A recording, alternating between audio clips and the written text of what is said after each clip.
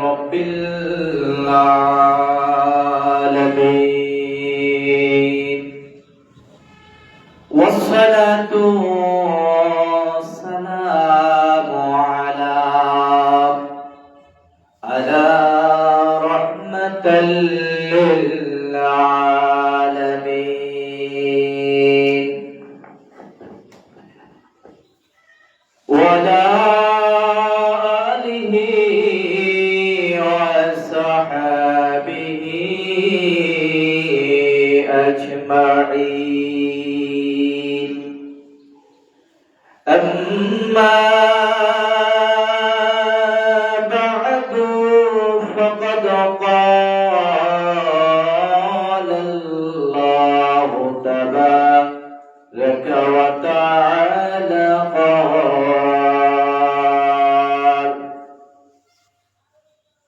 ألا بذكر الله تطمئن القلوب وقال رسول الله صلى الله عليه وسلم قال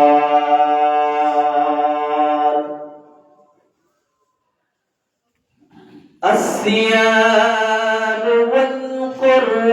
والقرآن يشفعان للأبد وقال الله تعالى قال في شان حبيبه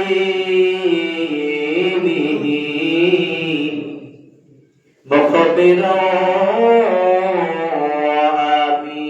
وأميرا إن الله وملائكته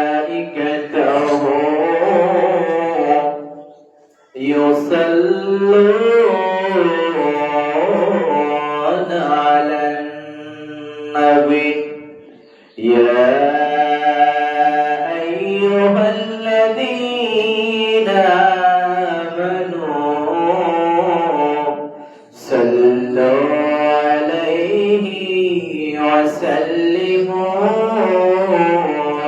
تسليما اللهم صل على سيدنا مولانا محمد وعلى آل سيدنا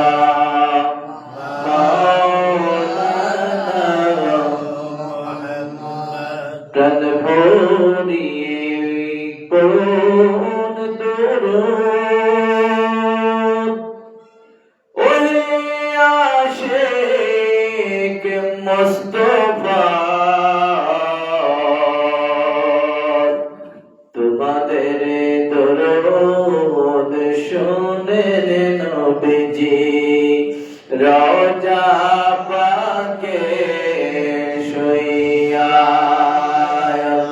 আল্লাহুম্মা সাল্লি আলা সাইয়্যিদিনা মাওলানা মুহাম্মদ ওয়া আলা আলি সাইয়্যিদিনা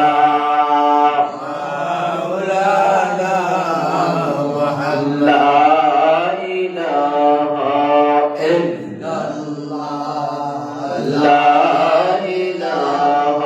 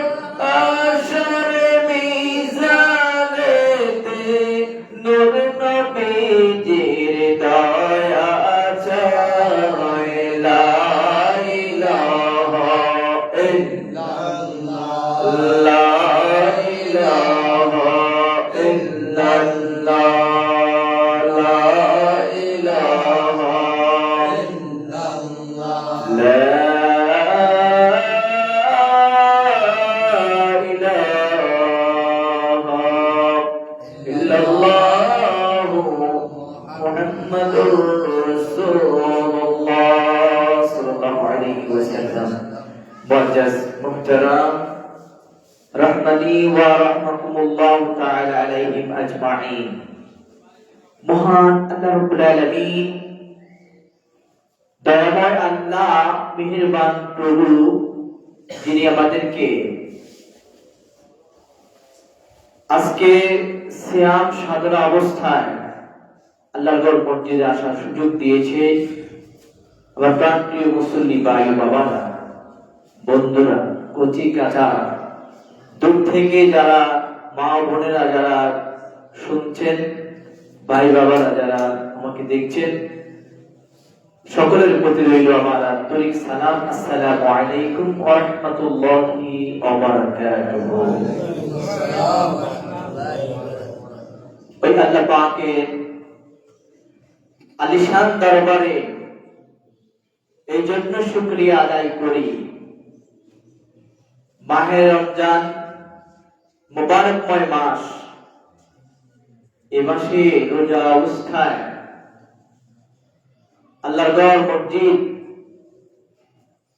আমাদেরকে সবার আগে মসজিদে আসার তৌফিক আল্লাহ পাক ইনায়েত করেছেন।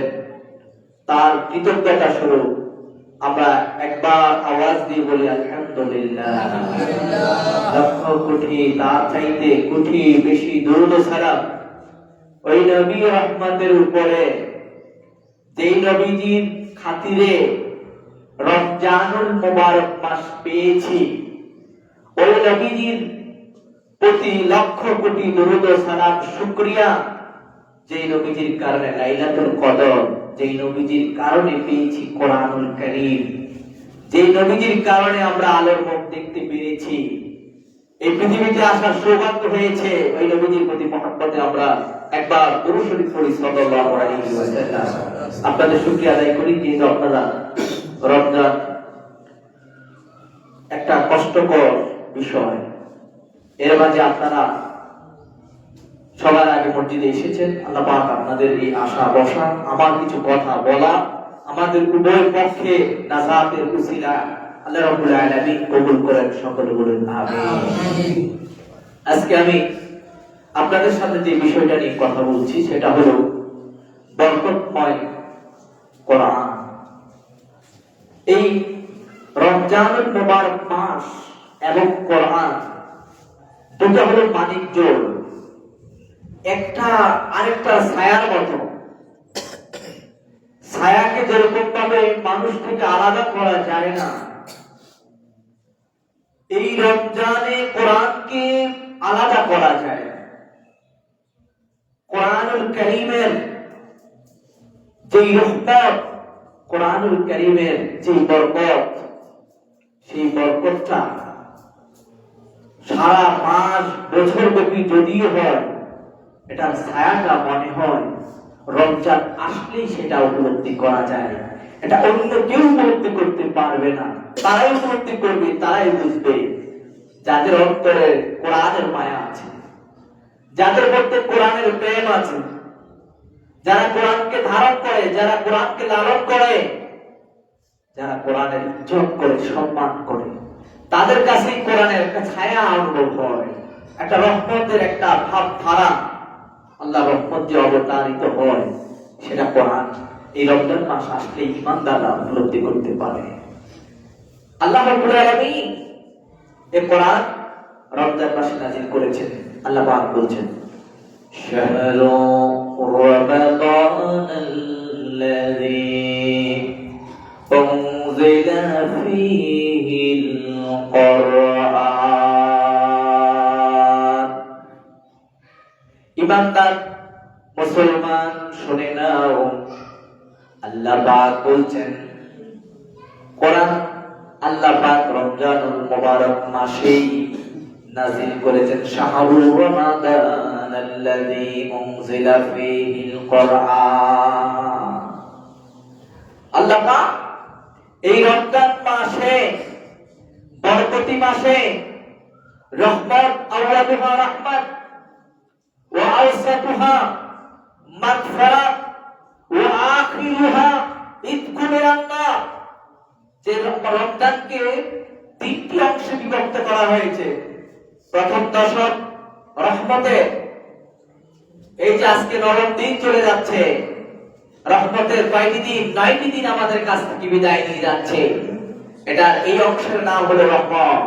আল্লাহ পাক অপরন্ত রহমত আল্লাহর বান্দাদের উপরে, যারা রমজানুল মুবারককে যারা সম্মান করে, ইজ্জত যারা করে, যারা হকগুলো, রমজানের হকগুলো যথাযথভাবে আদায় করে, যারা আল্লাহর এই হুকুম যারা বাস্তবায়ন করে, এই আল্লাহ পাকের প্রিয় মাহবুব বান্দার উপরে আল্লাহ পাক রহমত দেন। জোরে বলি সুবহানাল্লাহ। ওয়া আওসাতুহা, মাঝখানে রয়েছে মাগফিরা, আল্লাহ তাআলা তার বান্দাদেরকে ক্ষমা করবেন, বান্দাদেরকে আল্লাহ পাক মাফ করে দেবেন। যে বান্দারা বিগত 1 বছর যাবত যে বান্দা গুনাহ করেছে আর আল্লাহর কাছে কায়দমন পাক্ষে আল্লাহর কাছে ফরিয়াদ করেছে, রব্বানা আতিনা ফিদ দুনিয়া হাসানাতাও ওয়া ফিল আখিরাতি হাসানাতাও ওয়া কিনা আযাবান নার। আল্লাহ বান্দাকে মাফ করবেন, যারা ফরিয়াদ করবে, ক্ষমা যে চাইবে, আল্লাহ পাক তাকে দ্বিতীয় অংশে মাফ করবেন, স্পেশালি হবে।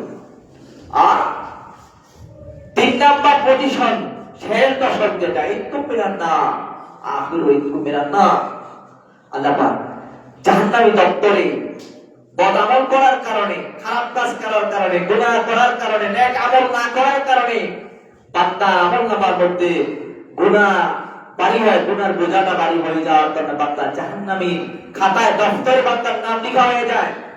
আর আমার নবী মুহাম্মদ সাল্লাল্লাহু আলাইহি ওয়াসাল্লাম বলছেন যে আল্লাহ রাব্বুল আলামিন জান্নাতি দপ্তরে তার নাম লিখে দেন। জোরে বলি সুবহানাল্লাহ।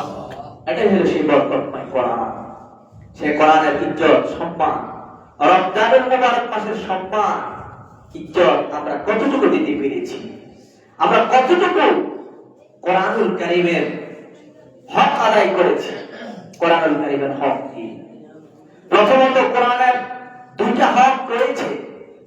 একটা হলো কোরআনুল কারীমের আপনি পড়তে পারেন কিংবা না পারেন, আপনি একজন সাধারণ মুসলমান এই কোরআনকে দেখলে ইজ্জত করবেন, কোরআনকে দেখলে সম্মান করবেন, মুখে মুখে সর্বসময় কোরআনের ইজ্জতকে আপনি ধারণ করবেন, আপনি কোরআনের সম্মান করবেন। ঘরের মধ্যে চিরুনি, ব্রাশ, এটা সেটা, এই কোরআনটা একটা মর্যাদাপূর্ণ কোরআন, এটা ইজ্জত সম্মান দুনিয়ার সমস্ত কিতাব পত্র, সমস্ত কিছুর চাইতে কোরআনের মর্যাদা বেশি। যদি আমি এইটা জাবালে উহুদের উপরে আল্লাহ পাক বলছেন, আমি এই কোরআনকে যদি জাবালে উহুদের উপরে নাযিল করতাম, কোরআনের তাজাল্লির কারণে, কোরআনের সেই ক্ষমতা অলৌকিকতার কারণে জাবালে উহুদ একেবারে তার অস্তিত্ব বিলীন হয়ে যেত। কিন্তু আমি উহুদ পাহাড়ের উপরে কোরআন নাযিল করি নাই, আমি ওই মানুষের উপরে, মুসলমানদের উপরে, ঈমানদারদের উপরে, বান্দাদের উপরে, মুসলমানের উপরে, বিশ্ববাসীর জন্য আমি মানবতার উপরে, মানব জাতির উপরে আমি কোরআন নাযিল করেছি। সুবহান, এত বরকতময় ইজ্জতওয়ালা। এজন্য কোরআনের উপরে দুনিয়ার কোন বই, পুস্তক, হাদিসের কিতাব, তাফসীরের কিতাবে শুধুমাত্র যে কোরআন আছে, এই কোরআনটার উপরে রাখা যাবে না। সর্বপ্রথম কোরআন রাখতে হবে, তারপরে নিচে থাকবে। আমরা দেখি খুবই একেবারে অমর্যাদা অবস্থা, কোরআন শরীফের উপরে আয়না রাখে, কোরআন শরীফের উপরে চিরুনি রাখে, এটা সেটা কত কিছু রাখে, কোরআন শরীফের রাখে, এটা অথবা রেয়ারও রেখে দেয়। অনেকে পড়ার সময় কি করেন, রেয়ারটাও মধ্যে রেখে দেন। না, সাবধান, সতর্ক, এটা প্রথম হক, কোরআনের ইজ্জত দেওয়া। 2 নম্বর কোরআনের হক কি? কোরআনুল কারীমের তিলাওয়াত। সুবহানাল্লাহ, সুবহানাল্লাহ। পৃথিবীর মধ্যে আপনি একটা সাহিত্য পড়েন, একটা নোবেল পড়েন, উপন্যাস পড়েন, একটা মজাদার কার্টুন আপনি দেখেন বা পড়েন, এটা 1 বার 2 বার 3 বার 5 বার 10 বার আপনি দেখলেন, শুনলেন, পড়লেন, আপনার আপনার কাছে একটা সময় বিরক্ত লাগে, অনীহা লাগে, খারাপ লাগে। আর আল্লাহর দেওয়া কোরআন এমন একটা কোরআন, এটা যতবার আপনি বলবেন, যত বেশি বলবেন, আপনার অন্তর একটা বারের জন্য বিতৃষ্ণা আসবে না। আপনাকে বলবেন আর পড়া লাগবে না, খারাপ লাগে এ কথা মুমিনের জবান দিয়ে আসবে না। এটা হলো কোরআনের মুজিজা, এটা হলো কোরআনের বরকত। সুবহানাল্লাহ। আল্লাহ রাব্বুল আলামিন কোরআনুল কারীমের এই বরকতময় কোরআনের অলৌকিকতা সম্পর্কে বলেন, আলা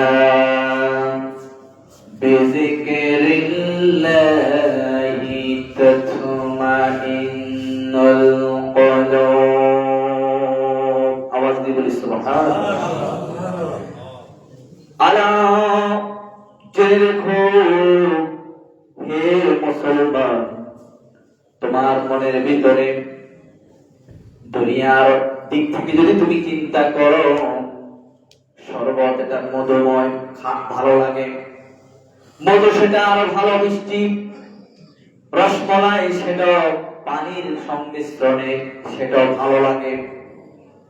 এই মধু খাও, শরবত খাও, বিভিন্ন জাতীয় এই পানীয় বিষয়গুলো যদি তুমি পান করো, এটাকে তোমার পরিপূর্ণ তোমাকে পরিতৃপ্তি দিবে না।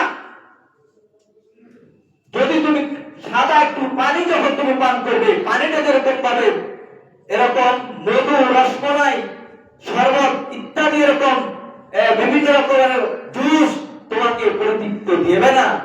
সাদা একটু পানি যদি তুমি পান করে, তোমার অন্তরকে যেরকম ভাবে, তোমার দিলকে যেরকম ভাবে শান্ত করে, তোমার পরিতৃপ্তি দেয়, অন্য কিছু এরকম ভাবে পরিতৃপ্তি দেয় না।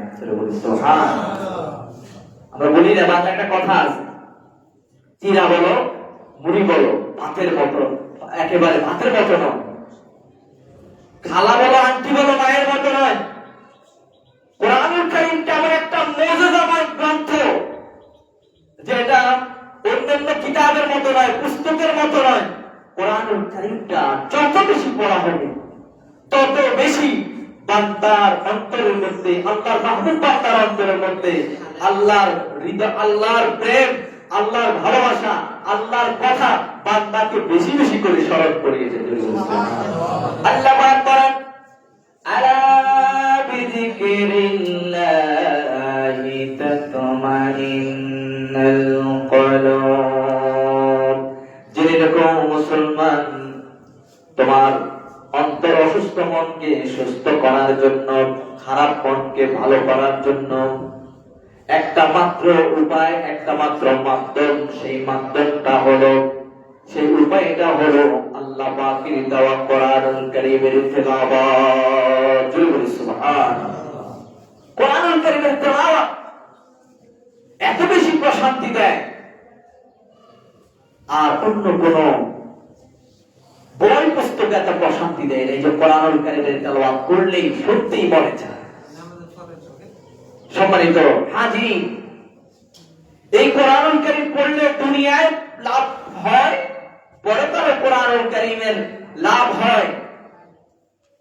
মিশকাত শরীফের মধ্যে হাদিস আসছে, অপরাপর অনেক কিতাবের মধ্যে কোরআনুল কারীমের মুজিজা সম্পর্কে হাদিস আসছে, যে আল্লাহ রাসূল সাল্লাল্লাহু আলাইহি ওয়াসাল্লাম বলেছেন, কোরআন আল্লাহর কাল ময়দানে মহাশরে ইউহাসিবু, আল্লাহ পাক হিসাব যেদিন গ্রহণ করবেন, বান্দার নেক আমল নামার ফিরিস্তি যখন আল্লাহ রাব্বুল আলামিন হাকিম হিসেবে যখন বিচারের কাজ করায়, যখন রব্বুল আলামিন যখন হিসাব নেওয়া শুরু করবে, فَمَن يَعْمَلْ مِثْقَالَ ذَرَّةٍ شَرًّا يَرَهُ।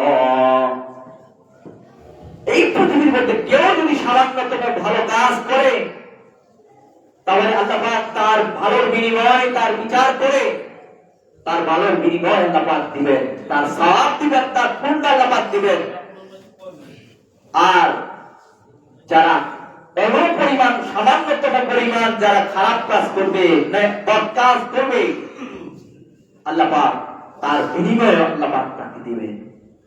সেই ময়দানে মহাশরে আল্লাহ রাব্বুল আলামিনের দরবারের মধ্যে আল্লাহ বিচারক হয়ে যখন দাঁড়িয়ে যাবেন, ওই বিচারকের কাঠগড়ায় সামনে আল্লাহ রাব্বুল আলামিনের এই সৃষ্টির মধ্যে বান্দাকে সুপারিশ করার মতো কেউ থাকবে না। একজন তো রয়েছেন, তিনি হলেন কি?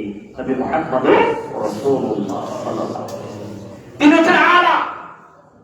এছাড়াও আল্লাহর নবী মুহাম্মদ সাল্লাল্লাহু আলাইহি ওয়াসাল্লাম ছাড়াও বান্দার জন্য, সাহিবে কোরআনের জন্য, যে কোরআনুল কারীম পড়ে, কোরআনুল কারীমের ইজ্জত করে, সম্মান করে, কোরআনকে বুকে ধারণ করে, যারা কোরআন পড়ে তাদেরকে মহব্বত করে, কোরআন যার ভিতরে, যার সিনার মধ্যে আছে তাকে ইজ্জত করে। আমি কোরআন পড়তে পারি না, কিন্তু একজন হাফিজে কোরআন, একজন আলেম, একজন মুফতি, একজন মুহাদ্দিস, একজন সাহিবে কোরআনওয়ালা, কোরআন ধারণকারীওয়ালাকে যারা সম্মান করে, ওই ব্যক্তিটাকে কাল ময়দানে মহাশরে কোরআনুল কারীম তাকে সুপারিশ করবে। জোরে বলি সুবহানাল্লাহ।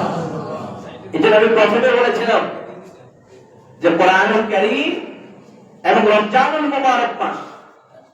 আমি একটা কথা বলে ফেলি যে রমজান, আমরা এই কথাটুকু একবার আমরা উচ্চারণ করি না। রমজান আল্লাহ পাকের একটা নাম, এই জন্য রমজানুল মুবারক মাস আমরা বলবো। শুধু রমজান শব্দটা আমরা বলবো না, আমরা কি বলবো? রমজানুল মুবারক, বরকতময় রমজান। আল্লাহ রাব্বুল আলামিনের কাছে বান্দার জন্য কোরআনুল কারীম কাল ময়দানে মহাশরে সুপারিশ করবেন। আল্লাহর নূর নবী মুহাম্মদ সাল্লাল্লাহু আলাইহি ওয়াসাল্লামের প্রিয় সাহাবী হযরত আব্দুল্লাহ ইবনে উমর রাদিয়াল্লাহু তাআলা আনহু থেকে বর্ণিত, তিনি বলেন, قال رسول الله صلى الله عليه وسلم قال الصيام والقرآن يشفعان للعبد। হযরত আব্দুল্লাহ ইবনে উমর রাদিয়াল্লাহু তাআলা আনহু নূর নবী মুহাম্মদ সাল্লাল্লাহু আলাইহি ওয়াসাল্লাম ইরশাদ করেছেন, الصيام والقرآن, সিয়াম এবং কোরআন, ইয়াশফাআনি, তারা দুইটাই সুপারিশ করবে, লিল আবদি, বান্দার জন্য। অর্থাৎ কোরআনুল কারীম এবং রমজানুল মুবারক মাস আল্লাহর কাছে বান্দার জন্য সুপারিশ করবে। বলে বলে সুবহানাল্লাহ। এই কোরআন খারাপ অশ্লীল কথা, মন্দ কাজ, পায়সা কাজ, এরকম গুনাহের কাজ, খেল তামাশাকে বাদ দিয়ে যারা রমজানুল মুবারককে ইজ্জত করলো, সম্মান করলো, রমজানুল মুবারক মাস কোরআনকে যারা শ্রদ্ধা করলো, দোকানপাটে বসে না থেকে কেন কোরআন দিয়ে বলছেন এই কোরআন তোমার জন্য সুপারিশ করবে, এই রমজানুল মুবারক মাস তোমার জন্য সুপারিশ করবে। সুবহানাল্লাহ। তাহলে কোন পুলিশে নিয়ে গ্রামবোর্ডের মধ্যে বসে থাকো, দোকানের মধ্যে কেন বসে থাকেন? কেন আমি বসে থাকবো? কোরআনুল কারীমের তেলাওয়াত, এই কোরআন আপনার জন্য সুপারিশ করবে। আরে দুনিয়ার আর দুনিয়া কালিলুন, দুনিয়ার কম সময় জিন্দেগি আমাদের একদিন শেষ হয়ে যাবে। একটা কসুরি ফোনার মধ্যে বৃষ্টির ফোঁটা পড়লে যেরকম ভাবে কসুরি ফোনার মধ্যে পানিটা স্থায়ীভাবে থাকে না, তাৎক্ষণিক ভাবে পড়ে যায়। আল্লাহর রাসূল সাল্লাল্লাহু আলাইহি ওয়াসাল্লাম বলেন যে কসুরি ফোনাতে যতটুকু সময় পানি অবস্থান করে, মানুষ তার দুনিয়া থাকার সময়টা তার চাইতে আরো কম। আল্লাহু আকবার বলেন। তাহলে কেন এখনো আমরা কেন এই যে আজকে 9টা দিনের তারাবির নামাজ আমরা শেষ করলাম, আমি হলফ করে বলতে পারি আমার এরকম রোজদারি ভাই আছে, মুসল্লি আছে, যাদের এই পর্যন্ত একদিনের জন্য তারাবির নামাজ পড়ার সৌভাগ্য হয় নাই মসজিদে। আছে কি নাই? তাওয়াজে বলেন আছে কি নাই? কে? আমার ভাই, আপনার ভাই, আপনার ছেলে, আপনার নাতি, আপনার বন্ধু বান্ধব, আপনি নামাজে চলে আসলেন, আপনার বন্ধু বান্ধব, আপনার আপন জন্য নামাজ পড়লো না, একদিনের জন্য তারাবির নামাজ পড়লো না, তাহলে আপনি মনে করেন বাদ যাবেন না? আপনিও রাইট ইনকাম হিসেবে তার থেকে আপনি গুনার বাকি হয়ে যাবেন। এজন্য আমি বলবো যে সব কিছু ছেড়ে দিয়ে আসল মুসলমান আমরা কোরআনকে শ্রদ্ধা করি, সম্মান করি। এই জন্য নবী বলছেন ইয়াশফাআনি লিল আবদি ফায়াকুলু আসসালামু আয়া রাব্বি ইন্নী মানা'তুহু তা'আমা। সিয়াম কি বলবে? যখন বান্দা আসামির কাজ করা চলে যাবে, আল্লাহ হাকিম হয়ে যাবেন, এমন অবস্থায় এই কথা ছেলেরা বলবে না আমার আব্বা আমার জন্য গুনাহ করছে, স্ত্রীরা বলবে না আমার স্বামী আমাকে সময় দিয়েছে আমাকে ভালো রাখার জন্য, সেই আপনার হক আদায় করতে পারে না, আজকে এই অপরাধটুকু করছে, স্ত্রী আপনার পক্ষে ওকালতি করবে না, অ্যাডভোকেট হবে না। মা বাবার জন্য আপনি গুনাহ করেছেন, আপনি আল্লাহর হক বঞ্চিত ছিলেন, আপনার মা বাবা আপনার জন্য সেদিন বলবে না ইয়াওমা ইয়াফিরু মারউ মিন আখিহি, সবাই ইয়া নাফসি নাফসি করবে, কেউ আপনার পরিচয় দিবে না। এমন অবস্থায় সিয়াম কি বলবে যে আল্লাহ নিশ্চয়ই আপনার এই বান্দা যাকে আপনার সামনে আসামির অবস্থায় কাস্টডিতে তিনি দাঁড়িয়ে আছেন, এই ব্যক্তিটা আমার প্রতি ইজ্জত রেখেছে, সেই ব্যক্তি দিনের বেলায় না খেয়েছিল, পবিত্রতম স্ত্রী তার ঘরে ছিল, স্ত্রীর সাথে সে দেখা সাক্ষাৎ করে নাই, মেলামেশা করে নাই, আমি তাকে বিরত রেখেছি, তার সমস্ত কিছু ব্যবস্থাপনা থাকা সত্ত্বেও আল্লাহ আপনাকে ভয় করে সে বিরত ছিল, আল্লাহ আমার পক্ষ থেকে তার সুপারিশ কবুল করুন। সুবহানাল্লাহ। কোরআন এভাবে সুপারিশ করবে। নবী বলেন আল্লাহ রাব্বুল আলামিন এই সিয়াম যখন আল্লাহর কাছে যখন এই সুপারিশ করবে, আমার আল্লাহ পাক বান্দার প্রতি সহনশীল হবে, দয়াশীল হয়ে বান্দাকে ক্ষমা করে দেবে। আমার আল্লাহ পাক বান্দাকে আসামি থেকে তাকে মুক্তি দান করবে। আওয়াজ দিয়ে বলি সুবহানাল্লাহ। তারপরে 2 নাম্বার হলো ওয়ায়াকুলুল কোরআন, এবার কোরআন চালিয়ে যাবে আপনার জন্য, আমার জন্য, সাহাবে কোরআনের জন্য, যারা কোরআনুল কারীমের তেলাওয়াত যারা শুনে, তখন এই কোরআন বলবে আল্লাহর কাছে একটা পর্যায়ে গিয়ে মানাতুহু ইয়া রাব্বি, আমি তাকে বিরত রেখেছি। কিসের থেকে? আনন্দ। আমি তাকে ঘুম থেকে বিরত রেখেছি, যে সারাদিন রোজা রেখেছে, রোজা রাখার পরে বান্দা ক্লান্ত হয়ে গেছে, আমি তাকে বিরত রেখেছি ঘুম থেকে, তাকে আমি কোরআনুল কারীমের তেলাওয়াতের জন্য নিযুক্ত রেখেছি। সে আমি আমার পুলিশের সম্মান রেখে কোরআনুল কারীম তেলাওয়াত করেছে, আমার কাছে তেলাওয়াত করেছে, খতম করেছে, সে দাঁড়িয়ে দাঁড়িয়ে নামাজ পড়েছে, তার পাকে আমি কষ্ট দিয়েছে, কষ্ট পেয়েছে। এরকম ভাবে কোরআন বলবে তাকে ঘুম থেকে, নিদ্রা থেকে, বিভিন্ন রকম ইয়ে থেকে আমি বিরত রেখেছি। হে আল্লাহ, আমার পক্ষ থেকে এই ব্যক্তির জন্য সুপারিশ আপনি কবুল করেন। আল্লাহ আমি তার জন্য সুপারিশ করছি যে সে না ঘুমিয়ে তার জন্য নামাজে কোরআনুল কারীমের তেলাওয়াত করেছে, তারাবির নামাজে কোরআন তেলাওয়াত করেছে, ইশার নামাজে কোরআন তেলাওয়াত করেছে, নামাজ ব্যতীত কোরআন রমজান বা কোরআন ইশারে রমজানে সে রাত দিন সে কোরআনুল কারীমের তেলাওয়াত করেছে। আল্লাহ আপনি আমার পক্ষ থেকে আপনার তাকে আপনি ক্ষমা করে দেন, তার সুপারিশ আমার পক্ষ থেকে আপনি কবুল করেন। আল্লাহ কবুল করে বান্দাকে আল্লাহ মাফ করে দিবেন। সুবহান আল্লাহুম্মা সাল্লি আলা সাইয়্যিদিনা মাওলানা ওয়া আলা আলি সাইয়্যিদিনা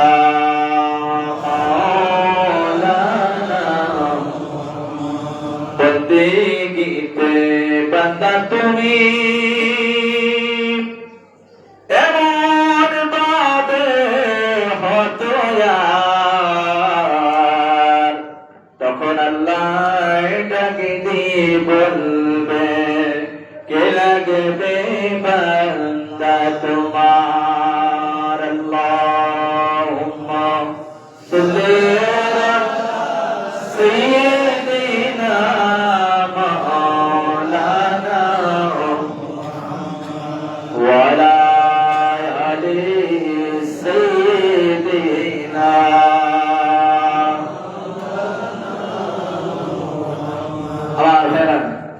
কোরআন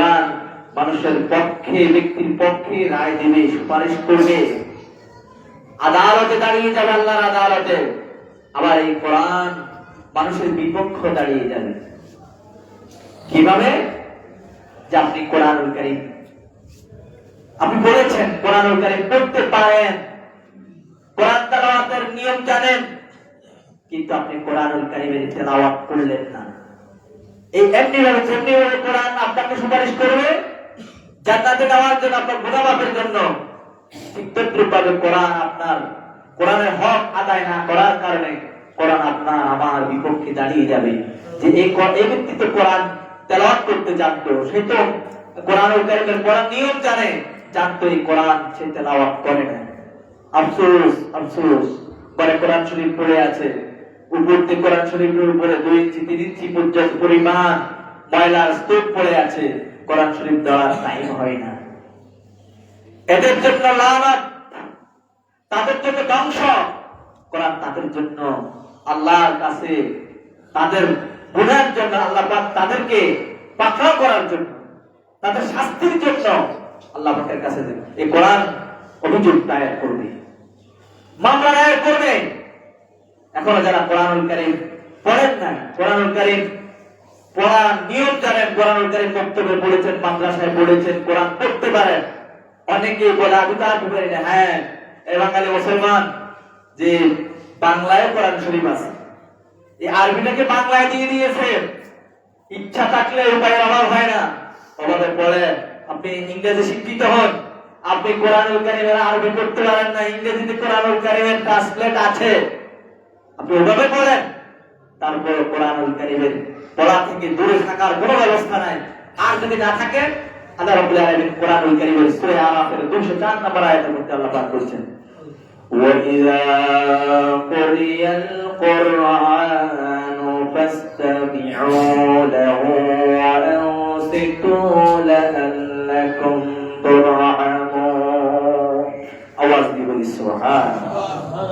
আল্লাহ রাব্বুল আলামিন বলছেন, হে মুসলমান ঈমানদাররা, যখন তোমাদের কাছে ওয়াজিদা কুরিয়াল কোরআনু, যখন তোমাদের কাছে কোরআনুল কারীমের তেলাওয়াত করা হয়, নিজেরা কোরআনুল কারীম পড়তে পারো না, নিজেরা কোরআনুল কারীমের তেলাওয়াত যখন শুনবে, কুরিয়াল কোরআনু ফাসতামিউ লাহু, তোমরা মনোযোগ সহকারে, খুব মনোযোগ সহকারে কোরআনুল কারীম শুনবে।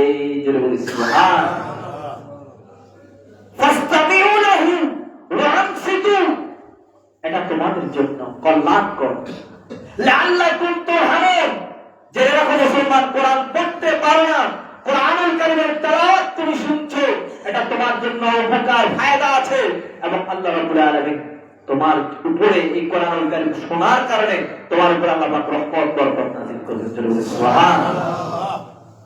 আগে আমরা একটা সময় দেখতাম, আমরা আমাদের ছোট যারা মুরব্বি আছেন, এরা তো আমার বাপ দাদার বয়সে যারা আছেন, আপনাদের কাছে তো এই করলে যদিও সমীচীন দেয়, কিন্তু পরবর্তী প্রজন্মের কাছে সেটা এই মেসেজটুকু দেওয়ার জন্য আমার কথাটা বলা লাগে।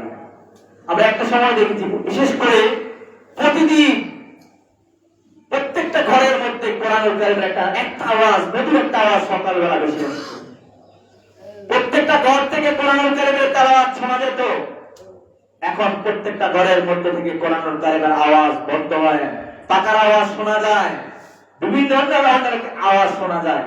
আর বিশেষ করে রমজানুল মুবারক মাস আসলে যারা কোরআন শরীফ পড়তে পারে, যারা পারে না, সবাই কোরআন শরীফ নিয়ে বসে থাকতো। আমরা দেখতাম একেবারে সবাই একটা রুটিন ওয়ার্ক করে, সেহরির পরে, তারপরে জোহরের নামাজের পরে, আসরের নামাজের পরে একেবারে কোরআনুল কারীম এরকম ভাবে প্রত্যেকটা মুসলমানের ঘরে ঘরে কোরআনুল কারীমের এত উচ্চতা, এত সম্মান এবং তেলাওয়াত হতো। এমনকি আমরা এটাও দেখেছি যে প্রত্যেকটা মানুষের ঘরে, মুসলমানের ঘরে ঘরে রমজান মাস আসলে এক্সট্রা ভাবে নিজেরা কোরআন শরীফ পড়তে পারা সত্ত্বেও আলেম ওলামা তারা কোরআনুল কারীমের খতম হতো। ঘরের মধ্যে কোরআনুল কারীমের খতম হুজুর দাওয়াত দেয়া কোরআনুল কারীমের ব্যবস্থা করা হতো। এটা প্রত্যেকটা ঘরের মানুষ ছিল, বিশেষ করে প্রতিটা বাড়িতে ছিল, যে যারা এককভাবে পারে না, সম্মিলিতভাবে পুরো বাড়ির মানুষ নিয়ে কোরআনুল কারীমের খতমের আয়োজন করতো, দোয়া বিলাতের আয়োজন করতো। এখন এগুলো ঘরের মধ্যে কোরআনুল কারীম নিজেরাও তেলাওয়াত করে না, আলেম ওলামাদেরকে দাওয়াত দেয় না, বা এরকম ভাবে এই আয়োজনটুকু করে না। এদের অনেক সমস্যা। সেই সমস্যাগুলো কি হয়, কেন হয়? যে আজকাল আমরা এমন একটা সমাজের মধ্যে কিছু ইবলিশ আছে, কিছু শয়তানের অনুসারী আছে, খবিশ যারা রয়েছে, তারা আমাদেরকে বিভিন্ন ভাবে এই কথাবার্তা বলে আমাদেরকে ধোঁকা দিয়ে বলছে এগুলো কোনো ফায়দা নাই। আল্লাহ পাক বলছে কোরআনুল কারীমের তেলাওয়াত শুনলে, কোরআনুল কারীম পড়লে সওয়াব আছে। আরে তোমরা দেখো না যে ঘরের মধ্যে ঘর পুড়ে ছাই হয়ে গেছে, সব ফেলে আঙ্গার হয়ে গেছে, কোটি কোটি টাকা একেবারে পুড়ে নিস্তেজ হয়ে গেছে, কিন্তু আল্লাহ পাকের রহমতি কোরআন একেবারে অক্ষত রয়েছে। চলো সুবহানাল্লাহ, এটা কোরআন, মুজিজাময় কোরআন। আমি হুজুর আমাকে আমি তোমাকে এভাবে উৎসাহিত করছি এই জন্যই যে কোরআন একটা বরকতময় কোরআন, একটা তেলাওয়াত করলে সেই ঘরে কোরআনুল কারীমের তেলাওয়াত হয়, হুজুররা পড়বে, তুমি বললা, ওই ঘরের মধ্যে আল্লাহ পাকের রহমত নাযিল হয়। সুবহানাল্লাহ, বলে সুবহানাল্লাহ। এই সমস্ত কাঠমোল্লাদের অনুমোল্লাদের কথা শুনে আজকে আমাদের প্রত্যেকটা সমাজের মধ্যে মারামারি, দরাদরি, হানাহানি, মানুষের প্রতি মানুষের মহব্বত নাই। কারণ মানুষের কোরআনের মধ্যে মানুষের সম্মান না থাকার কারণে আজকে এই দশা। এই সমস্ত কাঠমোল্লার কথা শোনা যাবে না, খবিশ ইবলিসদের কথা শোনা যাবে না, ইউটিউব মোল্লাদের কথা শোনা যাবে না। অতীত যেটা ছিল, আমাদের পূর্বপুরুষ যেটা অনুসরণ করেছেন, এটাই প্রকৃতপক্ষে খাঁটি, এটাই প্রকৃতপক্ষে আসল। প্রত্যেকটা ঘরে ঘরে কোরআনুল কারীমের তেলাওয়াত, মিলাদ মাহফিলের আয়োজন করবেন, নিজেরা পড়বেন। শুধু দাওয়াত দেওয়ার দরকার না, যদি আপনার সামর্থ্য না থাকে নিজেরা পরিবারের লোকজনকে নিয়ে কোরআনুল কারীমের তেলাওয়াত করবেন, মিলাদ মাহফিল পড়াবেন। এটা আমার অনুরোধ। কোরআনের বরকতময় কোরআনের জন্য আল্লাহ পাক আমাদের সবাইকে কোরআনের বরকত হাসিল করার তৌফিক আল্লাহ পাক দান করুন। বেশি বেশি করে কোরআনুল কারীমের তেলাওয়াত, কোরআনুল কারীমের তেলাওয়াত শোনা এবং রমজানের ইজ্জত রক্ষা করার তৌফিক আল্লাহ পাক আমাদের সবাইকে দান করুন। ওয়া মা আলাইনা ইল্লাল বালাগুল মুবিন। যারা পড়ে আসছেন তারা তাসাল্লুল জুমআ